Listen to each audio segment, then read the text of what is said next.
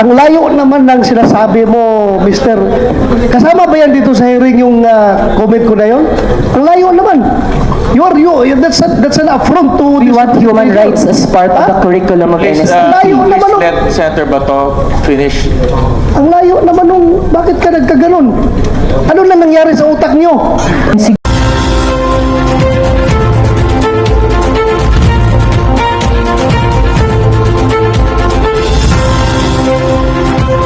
Armored vehicles ang nakapasok sa Ang mapayapa sanang umaga ng mga residente.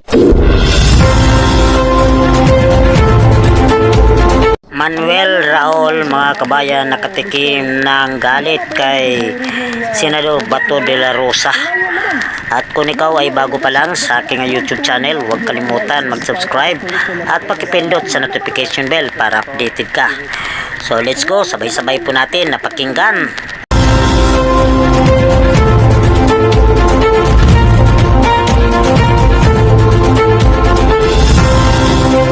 Ang layo naman ng sinasabi mo, Mr. Kasama ba yan dito sa hearing yung comment ko na yon? Ang layo naman.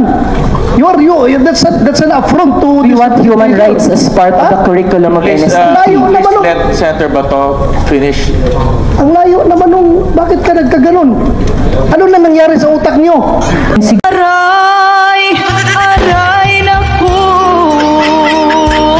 Siguro kung mahirapan tayo na i-uphold yung ganito, such as law enforcement and rights awareness, magkakatalo na lang kung amongst the ranks of our public officials ay hindi po nag-agree doon. Lalo na if we have a senator who will say na okay lang na makalaya at may second chance yung isang rapist na mayor, habang yung mga may hirap ay madaling tokhangin na lamang. Yun lang, maraming salamat.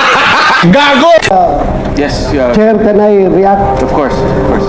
Ang layo naman ng sinasabi mo, Mr. Kasama ba yan dito sa hearing yung comment ko na yon? Ang layo naman.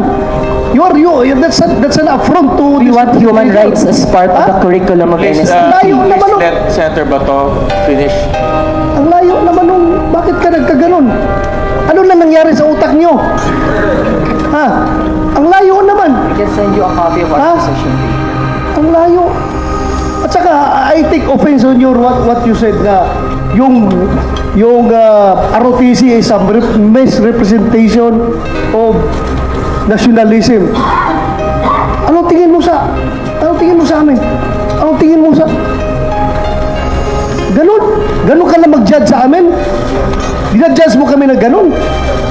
Ha? Are you sure you're the representation, you're the true representation of the Filipino students? Ganun ba? Ilan lang yan makakaliwa dyan sa estudyante? Mas marami dyan ang gusto mag-ROTC. I must tell you frankly. Bakit ka? Ang layo ng issue mo. Just to personalin ako? Napakalayo. Dapat matuto. Kung may ROTC, dapat ikaw na estudyante ka, matuto ka, magrespeto. Kahit sa isang senador man lang na andito sa hearing na ito.